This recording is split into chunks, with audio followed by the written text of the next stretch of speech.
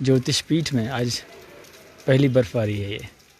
वैसे इसके ऊपर औली है और वहाँ तो बर्फबारी खूब है, लेकिन यहाँ पे पीठ परिसर में आज इस सीज़न की पहली बर्फबारी है। इसी स्थान पर ऊपर गुफा है जिसमें इस पीठ के प्रथम आचार्य टोडकाचार्य जी महाराज निवास करते थे। वो गुफा 2500 वर्ष से भी प्राचीन है।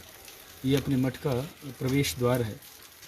जब जोशी मठ में एंट्री होती है, जब कोई प्रवेश करता है ज्योतिर्मठ परिसर में, तो नीचे गांधी मैदान है। गांधी मैदान तक गाड़ियाँ आती हैं, उसके बाद फिर गांधी मैदान से आगे बढ़ते हैं। आइए जरा चलते हैं आपको।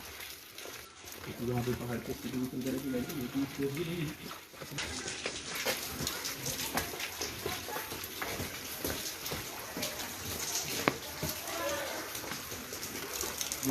गाड़ी को यहाँ तक आती है गांधी मैदान। यहाँ से उतर के फिर हम लोग आगे बढ़ते हैं। आगे बढ़ के हम लोग यहाँ से पैदल उतरने के बाद सबसे पहले यहीं से ज्योतिष पीठ में प्रवेश का द्वार है, कैंप बने हुए, यहाँ से फिर प्रवेश करेंगे मक्खर से। तो यहाँ आने के बाद ये सबसे पहला मंदिर है भविष्य केदार मंदिर। अपने यहाँ पंचबद्री और पंच केदार की मान्यता है। वैसे पंचबद्री भी है, पंच केदार है। साथ साथ ही भविष्य में बद्रीनाथ कहाँ पर पूजित होंगे, भविष्य में केदारनाथ कहाँ पर पूजित होंगे, इनकी भी मान्यता है कि इनके भी मंदिर हैं बहुत अलग अलग स्थान पर। तो क्योंकि महाराज जी जब यहाँ आए थे 50 वर्ष के पूर्व, 40-50 वर्ष पहले, तो उन्होंने बताया कि ये कोई सामान्य शिवलिंग नहीं है, ये भविष्य केदार है। तो जिसमें बताते हैं यहाँ के लोग कि वो जो शिवलिंग था पहले वो पिंडी बहुत छोटे आकार में, धीरे धीरे धीरे धीरे विस्तृत बृहत आकार में बताया गया। तो आइए पहले भविष्य केदार मंदिर भगवान भविष्य केदार के दर्शन करें।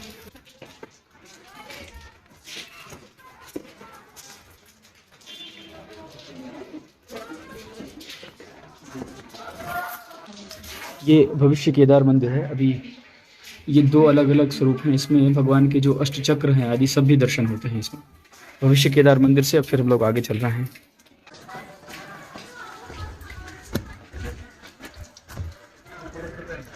भविष्य केदार मंदिर के बाद ये स्थान जो है ये ऊपर की तरफ चला जाता है। यहाँ पे अपना मठ है और आगे कल्प वृक्ष है, अमर कल्प वृक्ष और शंकराचार्य जी महाराज की गुफा। साधना करनी हो यदि तो सबसे अच्छा और उत्तम स्थल हिमालय है। हिमालय में तो बहुत सारे स्थान हैं निश्चित रूप से, और सभी स्थानों की अपनी अपनी बहुत सारी विशेषताएं भी हैं, लेकिन जो ये उत्तर का ज्योतिर्मठ क्षेत्र है ये निश्चित रूप से विशिष्टतम है। शंकराचार्य जी महाराज ने आज से लगभग समझिए कि 2500 वर्ष पहले केंद्र बनाया, तो निश्चित रूप से इस क्षेत्र की विशिष्टता को निश्चित रूप से देखा होगा उन्होंने।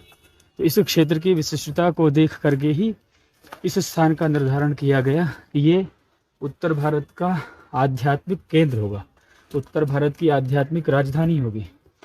ये ज्योतिर्मठ परिसर उत्तर भारत की आध्यात्मिक राजधानी है। अद्भुत है ये ज्योतिष मठ परिसर। कल्पवृक्ष भगवान के पास हम लोग पहुंच गए हैं।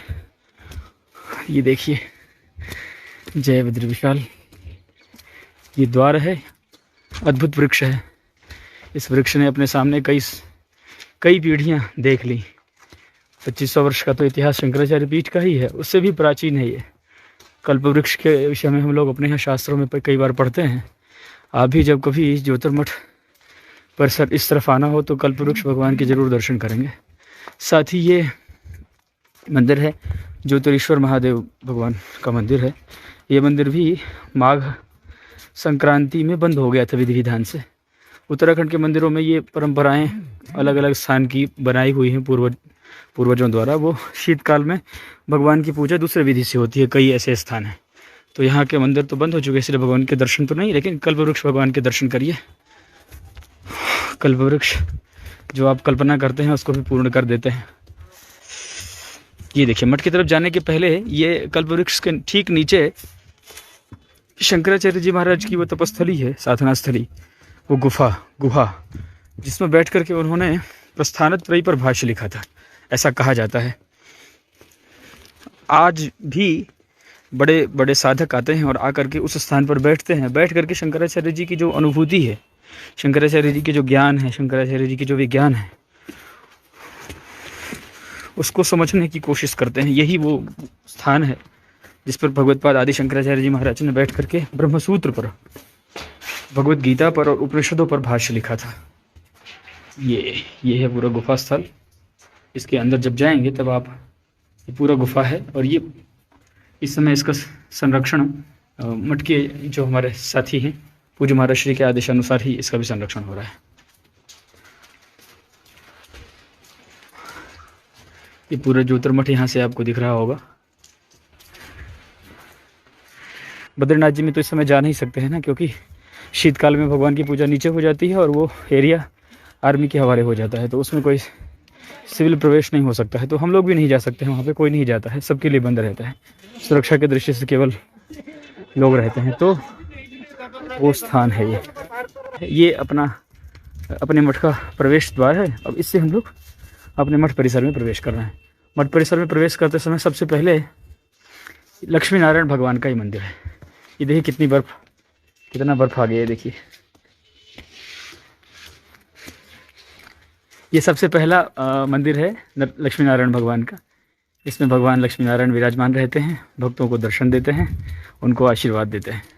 ये है 64 योगिनी भगवती का परिसर। इसमें ज्योतिष पीठ के जो पूज्य महाराज श्री हैं हमारे, उनकी गद्दी है इसके अंदर, इस परिसर के अंदर, और भगवती 64 योगिनी देवी जी की मूर्ति है। पूरे उत्तराखंड में ये एकमात्र मंदिर है जहाँ पर ऐसे प्रत्यक्ष भगवती का मंदिर है जिसमें दर्शन होता है। ये 64 योगिनी मंदिर के ठीक आगे है भगवान के जो ये हमारे नवग्रह देवता हैं, नवग्रह देवता का एक मंदिर है, उसमें उनकी पूजा होती है। अब आइए आपको ऊपर लेके चलते हैं। जो पूज्य शंकराचार्य जी महाराज की जो प्रथम शिष्य थे, इस पीठ के जो प्रथम आचार्य तोटकाचार्य जी महाराज, उनकी गुफा का भी दर्शन कराते हैं। अभी हम लोग गुफा की तरफ आगे हम लोग बढ़ रहे हैं। गुफा की तरफ आइए, तोटकाचार्य जी महाराज की गुफा का दर्शन कराएं आपको। जय बद्री विशाल।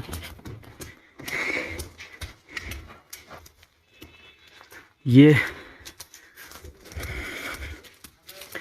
जैसे ही आप आएंगे यहाँ मठ परिसर में, तो अब देखिए क्या स्थिति हो गई। कैमरे में बहुत अच्छे से तो हम बता नहीं पा रहे हैं आपको, स्थिति यहाँ पे अद्भुत है। इतना सुंदर वातावरण है, स्वर्ग में ही हम लोग इस समय बैठे हैं, कैलाश पे मान लीजिए या वैकुंठ लोक समझ लीजिए। ये मठ का ऊपर का मुख्य मंदिर है और यहाँ से ये पूरा ज्योतिर्मठ क्षेत्र है। ये अपना मठ परिसर है और ये मठ में जो भगवती जी का मंदिर है, राजराजेश्वरी त्रिपुर सुंदरी माता जी का, ये उनका मंदिर है। इसमें भगवती विराजमान है। यही है वो गुफा जिसकी बात हम अभी आपसे चर्चा कर रहे थे, तोटकाचार्य जी महाराज की गुफा। ये एक शिला पर है, ये यहाँ से शुरू होकर के एकदम ऊपर तक ये एक ही शिला पर पूरी गुफा है। और इसके अंदर प्रवेश करने के बाद की जो स्थिति होती है वो आप समझिए कि कोई आंख बंद करके कोशिश करे कि मैं थोड़ा ध्यान लगाने के लिए प्रयास करता हूँ, तो बस उतना ही करने की देरी है, उसके बाद तत्काल ही उसका ध्यान लग जाए। ये गुफा स्थल है। पूज्य महाराज श्री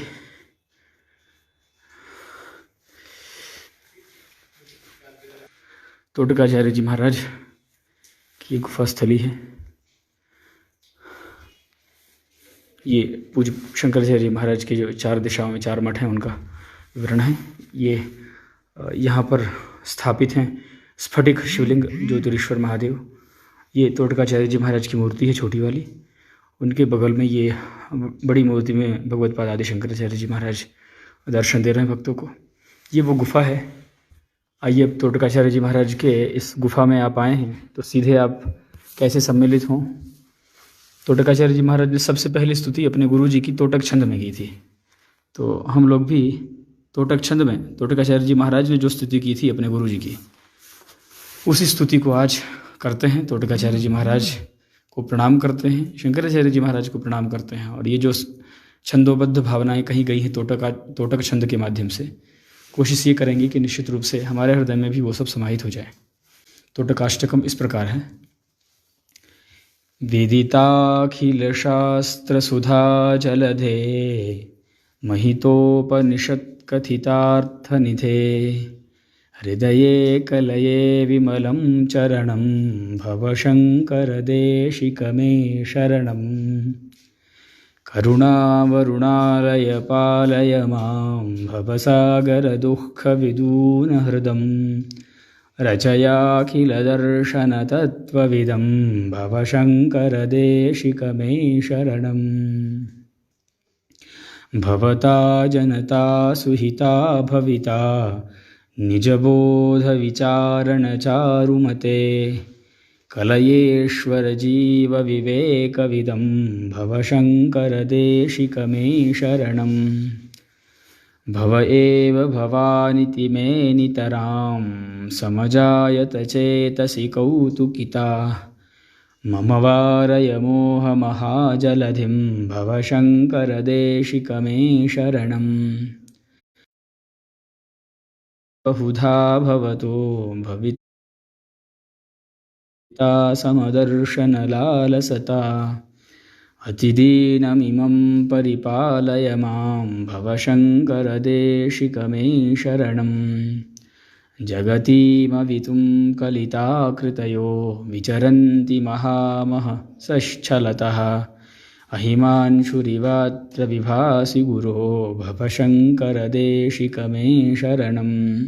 आगतवत्सलतत्त्वनिधे भवशङ्करदेशिकमे विदिता न मया विशदैककला न च किञ्चन काञ्चनमस्ति गुरो द्रुतमेव विधेहि कृपां सहजां भव शङ्करदेशिकमे शरणम्।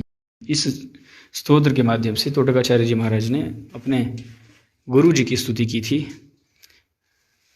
ये वही तोटकाचार्य जी महाराज की गुफा है। 2500 वर्षों से ये स्थित है इस परिसर में। हम आशा करते हैं आप जहाँ हैं वहीं से इस सुंदर वातावरण का, इस आध्यात्मिक स्वरूप का दर्शन करके आनंदित हुए होंगे। आप सभी के लिए शुभकामना करते हुए जय बद्री विशाल।